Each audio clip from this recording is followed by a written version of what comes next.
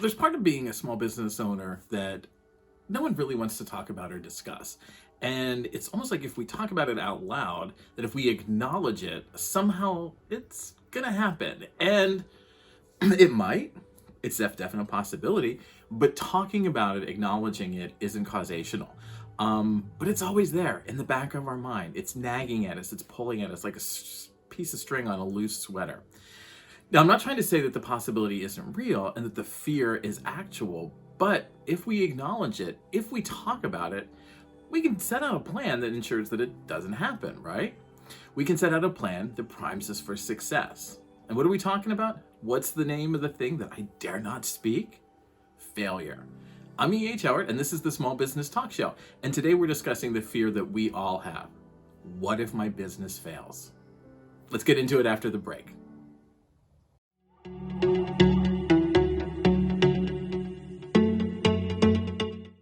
I'm E.H. Howard, and today we're discussing the possibility, the real possibility of what happens if our business fails.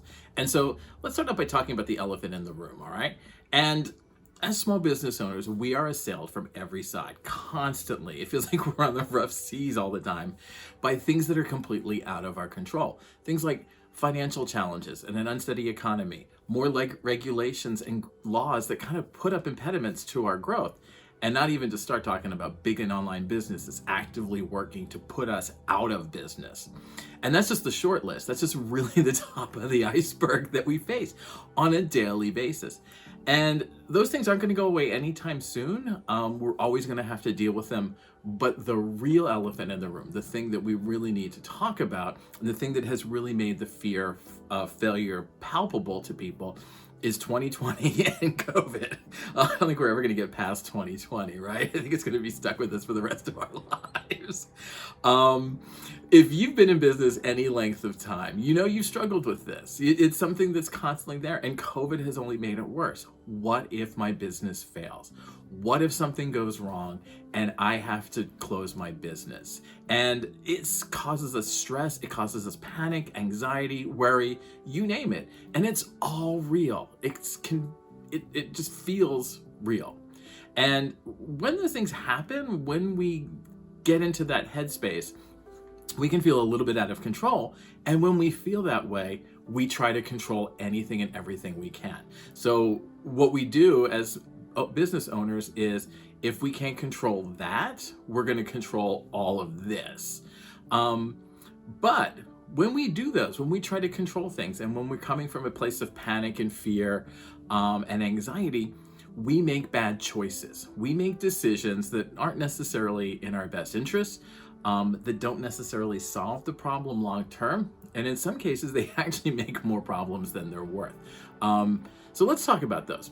And there are three key areas that I feel, and there's plenty more. But I feel like the three key areas that I think every small business owner does when these things happen is we expand our customer reach. We start to look for more consumers. We added more offerings and services and lines of business. And then we finally do is we increase our marketing and sales. We just go on a tangent and we're marketing and selling to everywhere. And let's look at all of these in some detail. But before we do, I would love to hear from you. I would love to hear from you if you're facing this fear, what it is that you're afraid of. How is the anxiety and the stress playing out? How are you feeling about it? And do you agree with these three ideas? And again, I said there's plenty more, but these are the top three that I think. All right. And so let's start with reaching out to more consumers. Our first reaction when times are tough is, I need more consumers. I need more people to be buying. I need to expand my reach. I need to get more attention. And in turn, all of that will bring in more consumers. And when that happens, we start falling into that big business thinking. We start seeing things as a numbers game. So if I can get in front of 50 people, maybe 5 of them will buy. And okay, that's 5 more than I had yesterday. So I'm heading in the right direction. And I get it. It makes sense in the abstract. And it just kind of fails in the actual practice.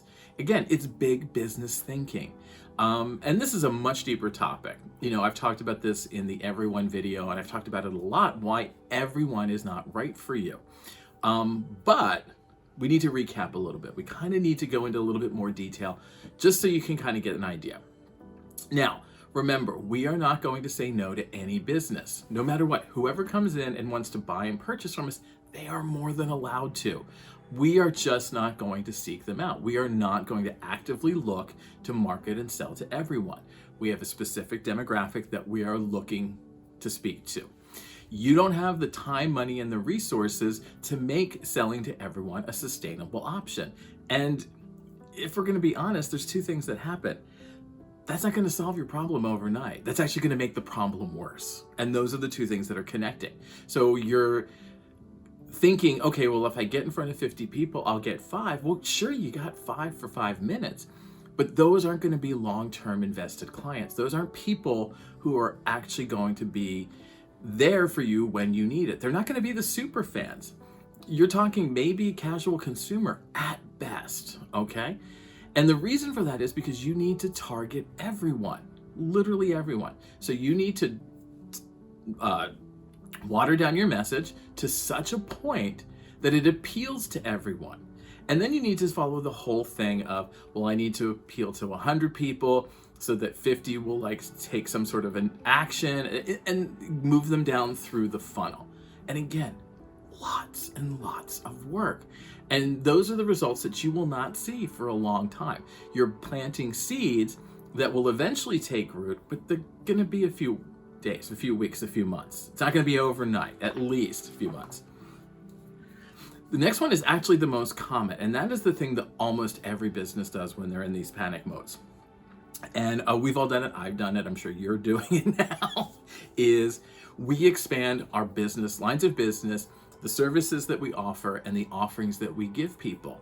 And I'm not saying that those aren't good things. Those are great things to do. And those are things that every business needs to do. But they need to be thought out. They need to be planned. They need to complement your existing business and your main line of business, not compete with it. And in most cases, this isn't happening.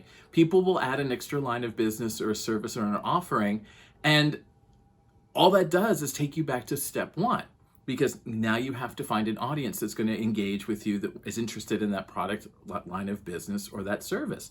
You're going to have to work that group through thick and thin, months and weeks of convincing them that you are the right and ideal choice for them. And it probably competes with your other line of business. So you're kind of confusing the consumer. What do you do and how do you do it and what do you do best at? And it's a way that I get why people do it and it makes sense to some degree, but it's not the best solution. It's not the one that's going to get you where you need to go. Too many diverse offerings, too many different lines of business says to the consumer, I don't know what they do. Do they do this? Do they do that? What do they do well? And it continues to increase your stress and anxiety, making the fear that you're going to fail even more palpable, even more realistic. It's a greater option. And finally, the last thing most businesses do is they go on a marketing and sales blitzkrieg, all right? They're on social media 24/7. They hit every networking event in town. They join a networking group. And the only thing that happens is 6 months from now, they give up. They walk away because they didn't get the results that they wanted. They didn't get the return on their investment that they thought they were going to get, because they're making up for lost time. If they'd done it consistently from the beginning, it might be a different story. But now it's kind of feeling like coming from a place of fear and panic. And it can work if it's done right. And that's what needs to happen. It needs to be done right. But in most cases, it doesn't. And especially when you join like a networking group, is you're taking something away from somebody else that can participate in the group. You need to be actively involved in the group. And a lot of times it's a big chunk of money that you may or may not have. So if you don't get the results you want in 6 months, there are some people that think, well, I've wasted my money. I'm out of here. All right. And that's not good for anybody. That's not good for the group. That's not good for you. It's not good for your business. And again, it keeps building the level of panic that you have. Okay. So you may have noticed that there's a common thread that runs through all of these. And what that is they all add work to an already overloaded, busy schedule. You got way too much on your plate right now. Don't be adding things. We need to take things away. We need to make things easier. And all of those challenges, all of those solutions, all they do is take you 10 steps back, not 5 steps forward. You got to start working harder. And now you're not only working on your main line of business, but you're going to be working on these extra lines of business. And you can feel dejected. You can feel lost and stressed out. And now it's a really constant state of panic. You don't know which way to turn, what to do, or how to do it. But, what if there was a way that you could get the long-term sustainable results that you needed and it was easy to do? Would you do it? There is, and we'll talk about it after the break.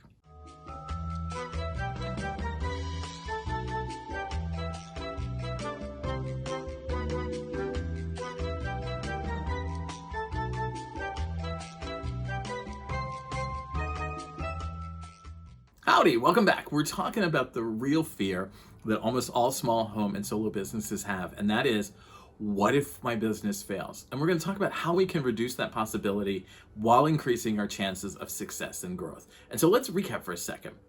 We've discussed that when you're a small home or solopreneur business and you're struggling, you tend to do one of three things. You tend to expand your customer reach, add more lines of business, services, or offerings, and you start to go crazy, insanely crazy on your marketing and sales efforts. And again, none of those get you where you need to go. None of those get you where you need to be. And I know you're sitting there and you're like, what the hell? What's the solution then? You keep giving me all the problems, but you're not giving me any solutions. Do I just give in and give up? How do I get out of the hole I'm in? I mean, seriously, it's like I'm feeling like I'm drowning here. And those are all great questions, and I'm really glad you asked them. So let me start by saying, no matter what we do, you will not see results tomorrow for the work that you've done today. You need to understand that the work that you're doing will pay off, but it is not going to be tomorrow. If you are that close to having to close your doors that you feel that by going out there and hitting the networking circuit or being on social media 24/7 or adding new lines of business is the holy grail that's going to keep your business open, then you've got the wrong thinking, okay? Because that is not going to happen. Now, will things pay off next week? Maybe next month? Yes, depending on how much work you put into really speaking to your core base, how much time and effort you put into it, and how clear your message is, all right? So let's think about that for a second, because the answer to all of your problems isn't out there, it's in here, all right? The answer is inside, not outside. And let's look at those solutions and those problems a little bit more, all right? So when you start selling to everyone and when you start working with everyone, you have a base of consumers already, right? They know you, they like you, and they're already purchasing from you, right? And with a little convincing, they probably could be convinced to purchase more. It is easier to convince the people who know you and like you to purchase more than a group of strangers, all right? And if you're still in business right now, if you have survived COVID and the pandemic, it is because of your current consumer base. It's not because everyone, it's because the super fans came there, they were supporting you, and you had a number of casual consumers that felt the need to support you in times of trouble. Now, remember, anyone and everyone can buy from us. We're not saying no to anyone. No, anybody can buy. What we're talking about is taking your limited time, money, and resources and focusing them on the current consumer base, on consumers who understand you, who like the experience that you offer, and they want more, all right? We're gonna activate that base and get them to help us sell and market our business, just like it's supposed to work. Now, does that feel right? Does that make sense? Of course it does, because that's how small business works. Small business marketing and sales is not a numbers game. Small business marketing and sales is about building and maintaining deep personal relationships with consumers. That's it. That's all we're about. So I gotta ask, why are you spending so much time and energy convincing a group of strangers who don't know you, who may or may not like you, have no idea what you do, why you are the ideal and perfect choice for them? Wouldn't it make more sense to show your current consumer base a little bit more love, a little bit more attention and get them to help you do the heavy lifting. It's now less work and more return on your investment, and it's sustainable in the long term. Okay, let's look at it all in a little bit more detail. Small home and solo business marketing and sales is based on building relationships. It's not a numbers game for us, it's a relationship game. It's emotional. And we started our business for a reason, to help people. And we want to do that. We want to help people. Now, you could spend your wheels and waste a lot of time and energy convincing those strangers who are out there that you are the right choice for them, you are the ideal solution to them, and that they are perfect and right for you. But you could show your current base some love. Get them energized, get them excited, get them to buy more, convert some of those casual consumers to super fans, all while getting them to start talking to their friends and family, to start engaging with their network of friends and family so that they can help you bring in more consumers. All right?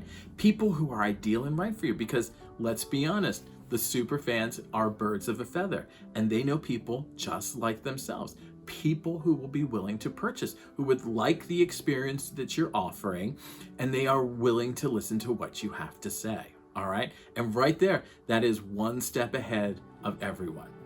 Now, when you focus inward, you can still add lines of business. You can still add new offerings and services. And as a matter of fact, you need to, because you need to grow your business.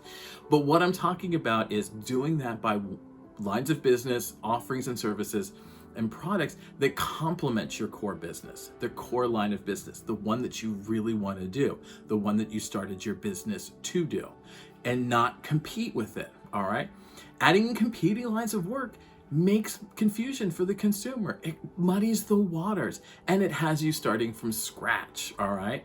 The solution here is to better explain what you offer the ideal consumer, aka your super fan, as well as the casual consumer. You need to tell them why they need it and what they get from using it.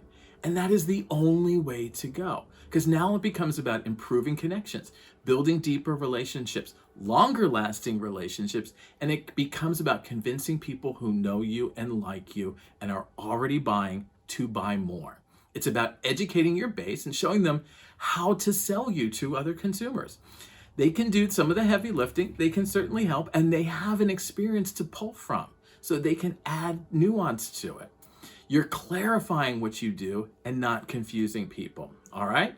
Now, this is tied to the other two, but if you know your ideal consumer, your super fans and your casual consumers, you know how to talk to them. You know how to engage them. You know what will attract and excite them. Your marketing and sales will now connect. If you're gonna send out a postcard, they're gonna pick it up. If you put a post on Facebook, they will listen to you and they will probably respond. You're going to get results from your networking because you're talking about your experience in ways that connect, and you're educating your fellow networking partners to help you find new consumers. All right. So again, everyone that's out there, if there's a super fan in that group, because there's super fans that haven't met you yet, you can bring them in by clarifying your message. And best of all, it's less work and it plays to your strengths, right? It's about building relationships. It's about talking to friends. It's about communicating with people who like you and trust you. And it's not marketing, it's educating your base. It's not about selling, it's about sharing. And frankly, does it get any easier than that? I don't think so. Now, no matter what we do, we're always going to be worried that we're going to fail. That is just, it comes with the job. It comes with being a small business owner. Those fears will never go away. What we can do though, is we can reduce the fear. We can reduce the anxiety. We can mitigate it, all right? We can take that anxiety, panic, and worry, and we can convert it to concern. And when you're concerned, it's in the back of your mind. It's, yeah, it's there. I give it some thought every once in a while, but I am not obsessed with it. It is definitely a possibility, but I'm going to do everything I can to make sure that that possibility never happens. It will always be there, and it's a concern, but it's not eating up your life. It's not eating up your time, your resources, and it's not causing you to make bad choices and bad decisions. And when we're overwhelmed, we can feel like we're falling. We can feel like we're flailing, and all of this puts us on stable ground. stable footing, and it makes us feel like we can be prepared for anything that comes at us. But the best part is none of it changes how you operate your business. It will not change how you run your business. What it changes is how you talk about your business, how you engage consumers, and how you motivate them to purchase. And that's all it takes. That's all it takes. And you just need to show the people who love you a little bit more love. And it really, honestly, is that simple. So I'd love to hear your thoughts. I know that there's some things that I said that people will disagree with and people will agree with, and I would love to have that conversation on social media. Leave comments below. If you're a business owner and you know what I'm talking about, I'd love to hear how you deal with it. I'd love to hear how you faced your anxiety and stress and dealt with things over the past couple of months, especially in regards to the fear of going out of business. Because let's be honest, that was a fear for all of us. And if you lived in a state that had a lockdown, it was a huge, massive fear. So leave comments below. The Small Business Talk Show comes out every Wednesday, and it is exclusive to YouTube. So make sure you like and subscribe below so you can get it. Notice when and ring the bell so you can get notice when the new videos are available. You can always follow me on social media. I'm E.H. Howard literally everywhere. To learn more about me, selling the experience, and finding your Betty, visit ehhoward.com 247. We're open every day. Sundays, holidays, birthdays, you name it. Also, join and like the Facebook page, E.H. Howard. We're doing some exclusive content for there. The 2-minute challenge specifically. Also, if you want to, when you're at ehhoward.com, join our mailing list because we're doing workshops coming up. We're doing some collaborations, some podcasts and those kinds of things that I would love you all to be part of that, at least for front and foremost in getting the attention. And I think that's it. I think that's it. All right, I'm E.H. Howard, and I will see you in the next Small Business Talk Show next Wednesday. All right, bye now.